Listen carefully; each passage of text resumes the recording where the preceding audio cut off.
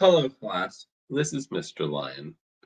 And you are going to be expecting Mrs. Lyon, but she's not feeling well today.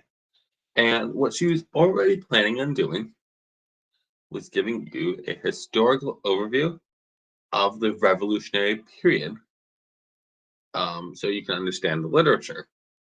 And this is already something that I teach.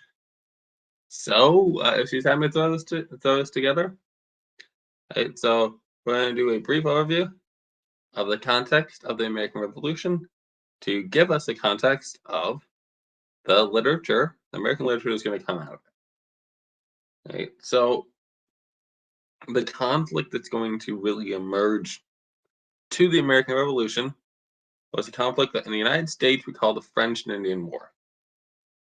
Okay, the French and Indian War starts due to a skirmish that involves a young 21-year-old George Washington out in what they call the frontier. Today we call Ohio. But for the rest of what they call the 7 Years' War, right, because it is the first global war, and honestly has more to do with fighting around in Germany, right? But there's the 7 Years' War, in which it's a global war. They call it even one of the first world wars, right? Between the Spanish, the Portuguese, and the British, the Russian, the Dutch, the Ottomans, the French. So everyone's fighting. But in the Americas, it's called the French and Indian. This is a very costly war. But Great Britain wins it. Okay, so they get control of Canada from the French, as well as Florida from the Spanish, and the areas up and down Mississippi. This is really costly, and it leads to revolutions, both the American Revolution and the French Revolution. So, when we're talking about the road to revolution, the first bit is that there's no taxation or representation. This is an Enlightenment idea. That the government's ability to make you pay taxes, right, which is something that people don't like to do.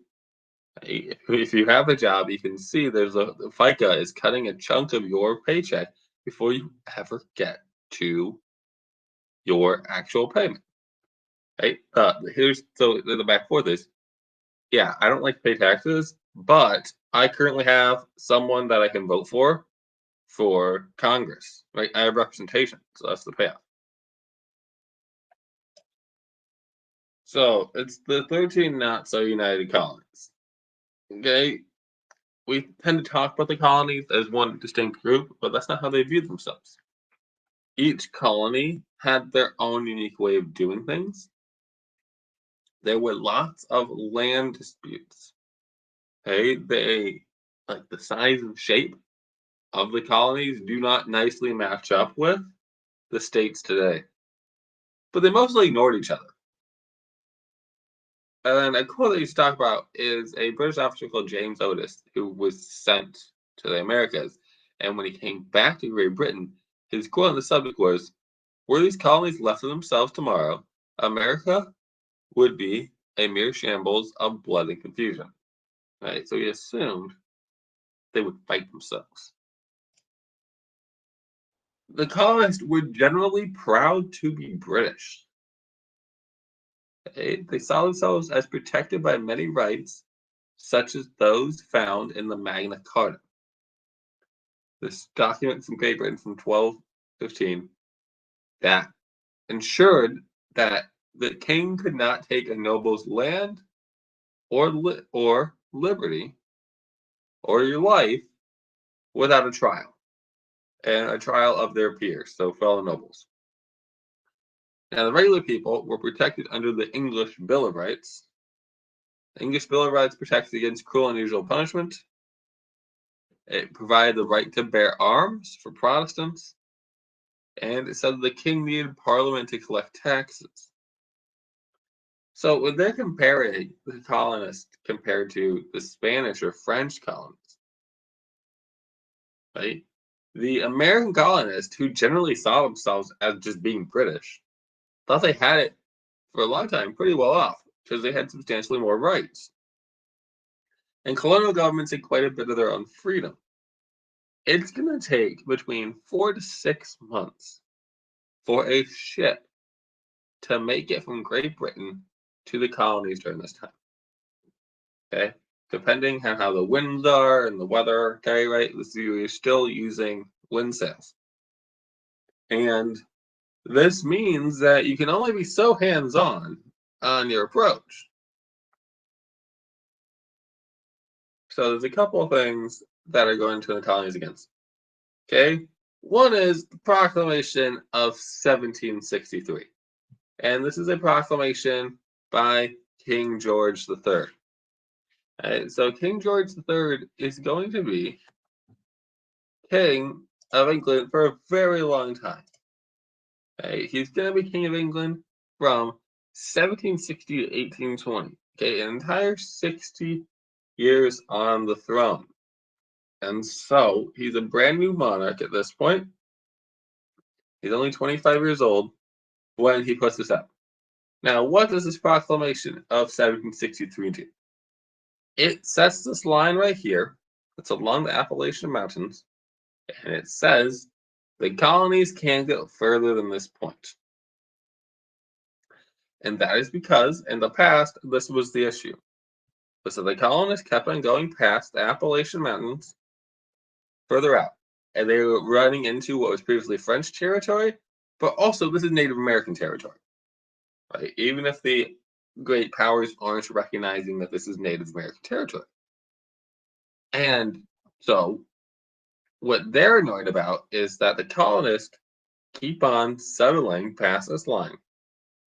And then they will get attacked by Native Americans. And they will scream, I need help. And then they're forced to send soldiers out to go rescue them. And they're quite annoyed by this. So they say, but this line. So it's a brand new king. People are generally in favor of him at this point. But early on in his reign, he's going to use his royal decree and says, you cannot go further than this. And Americans don't like being told those type of parameters. Even though this is a relatively reasonable thing. Right? On this before, then this guy, George Grenville, becomes Prime Minister of the United Kingdom. And he says the colonies aren't paying their fair share in taxes. Which they aren't. They are not paying direct taxes to Great Britain. Even though Great Britain as a government is financing all their stuff there. Now, that people are paying taxes, the taxes were local before. So if you're in Virginia Colony, you were paying taxes to Virginia Colony. If you were in Pennsylvania Colony, you were paying taxes to Pennsylvania Colony. Whereas they you should be paying taxes directly to Great Britain. Now they're putting out a lot of expense here for us. So they think this is relatively fair. So the first thing that they pass is the Sugar Act of 1764. It's a special tax on sugar. And by sugar, they specifically mean molasses being imported into the colonies. Okay, so they have to, when it gets imported, and it can only be imported because it has to be from those tropical areas, you have to pay a tariff. You have to pay a specific tax on it, which makes it more expensive. And then they set up people to enforce the act, and they threw people in jail for smuggling. Here's what happens if you don't have enforcement: is that a ship goes out to like 3 miles away from the port, okay, and they kind of try to dock there as best they can, and then the smuggler is going to come out at night, and they're a smaller ship, and they're going to take most of the sugar, and they're going to go in and try to get around customs. And so when the ship then docks the next day at the actual port, they're like, oh, we don't have any sugar.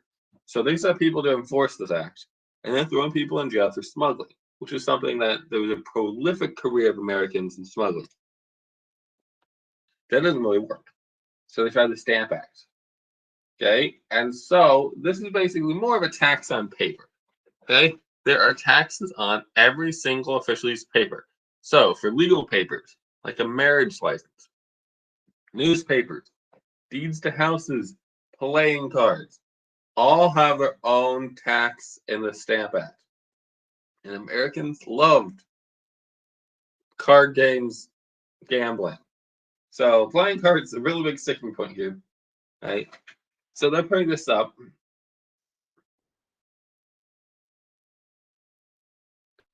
And there's a lot of rebelling over this, people fighting against this. So then we have the Townshend Act. This is a series of acts passed by a British Parliament named after Charles Townshend, the Chancellor of the Exchequer. And what the Townshend Acts do is first is they repeal the previous taxes, take the taxes away.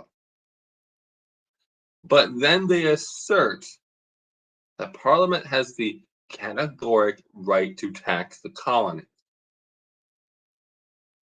Now, why does this matter? What they're saying is,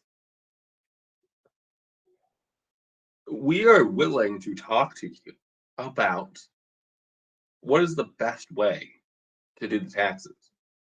What they're fed up with is the concept that somehow Americans shouldn't be paying it at all. So this is the confluence of the no taxation without representation. Is that they don't want to give the colonists representatives in Parliament. They do want to still pay taxes. Okay. Other thing that's occurring during this whole time is the Boston Massacre. Okay, March 5th, 1770. You have these soldiers that are in Boston. And during this time, there are not regular policemen. Policemen, as we know them today, don't really come until the 1850s, 60s. And so, in a major city, order is kept by soldiers. And people do not like this. So, the soldiers are the ones that are enforcing like an eviction from your house, going after people for smuggling, that type of thing. So, we have a bad relation for soldiers. People start throwing snowballs at the soldiers, the British soldiers. They start making insinuations about the British soldiers' mothers, and it results in them firing into the crowd and killing several people. It becomes this big propaganda piece. Then this is followed by the Boston Tea Party a few years later, and as a response to the tea tax,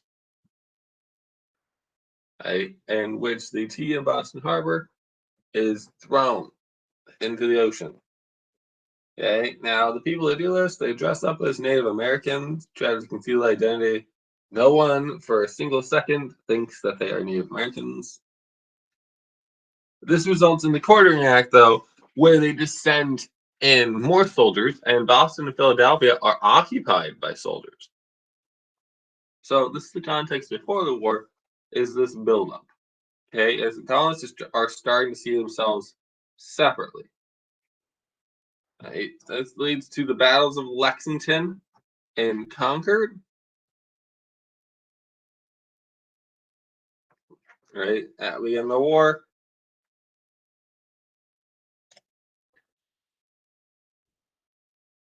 Right, April 19th, 1775.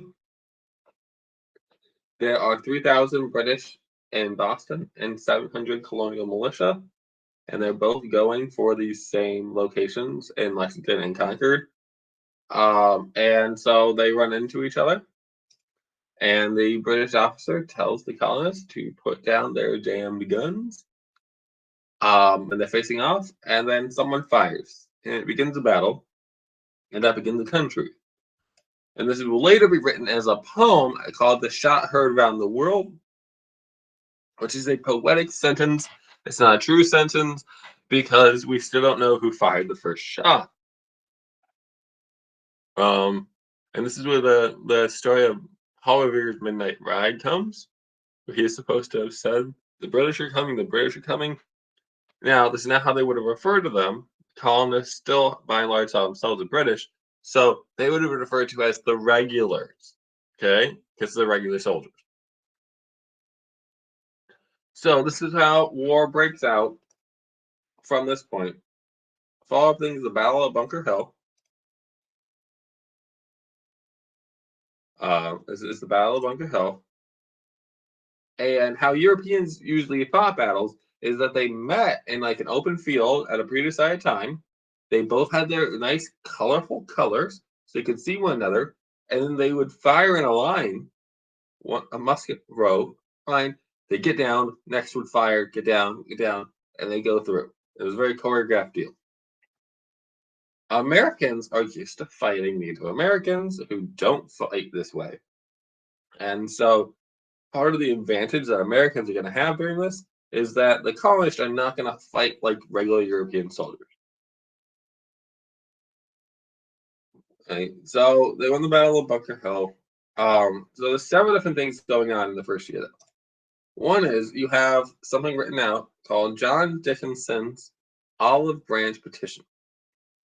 So olive branch is a symbol of peace. And this is something that he writes to King George III. And he's basically saying, sorry, please forgive us, can we move on? He's saying, listen, I know, listen, you did a bunch of taxes, you did massacres that were bad. We fought back, that was bad. So can we let bygones be bygones? Right, so he's putting this out. Thomas Jefferson, right, is writing his own pamphlet called The Declaration of the Causes and Necessity of Taking Up Arms. Taking up arms in this context is shooting people with guns. So there's two different views people are having with this. Right? But the thing that's going to be most read is by this British American pamphleteer, Thomas Paine. He's going to write Common Sense. This is a pamphlet where he breaks down in regular language that people can understand the reasons why America should be an independent colony. So this culminates in the Declaration of Independence, ratified on July 4th, 1776. The original draft was written by Thomas Jefferson, you know, the guy that was saying the Declaration on the Cause and Necessity of Taking Up Arms. Now, his language is somewhat tamed by the Committee of Five: John Adams, Benjamin Franklin, Thomas Jefferson, Robert Livingston, and Robert Sherman, who are going to put the whole document together. But when you hear it, the beginning of it, this is the same Enlightenment thinking, and it's going to be very representative of the type of literature you're going to hear during the revolutionary period. We hold these truths to be self-evident, that all men are created equal, that they are endowed by their Creator with certain unalienable rights, that among these are life, liberty, and the pursuit of happiness. That to secure these rights, governments are instituted among men, deriving their just powers from the consent of the governed. That whenever any form of government becomes destructive of these ends, it is the right of the people to alter or to abolish it, and institute new government, laying its foundations on such principles and organizing its powers in such forms as to them seem most likely to affect the safety and happiness. So that's just chock full of Enlightenment thinkings and a bunch of your vocabulary words for this week. So America has a bunch of disadvantages here, okay, compared to Great Britain. Right? Great Britain has the largest, most powerful military in the world. It is heavily experienced and they also have Hessian mercenaries, these 30,000 soldiers from Germany to help them. Their disadvantage, though, is they are less familiar with the terrain than the colonists. The colonists are on their home turf. They understand. And the German soldiers didn't really weren't committed to victory. As I said, it takes 4 to 6 months to get everything from Great Britain, so they're having to send all those things through.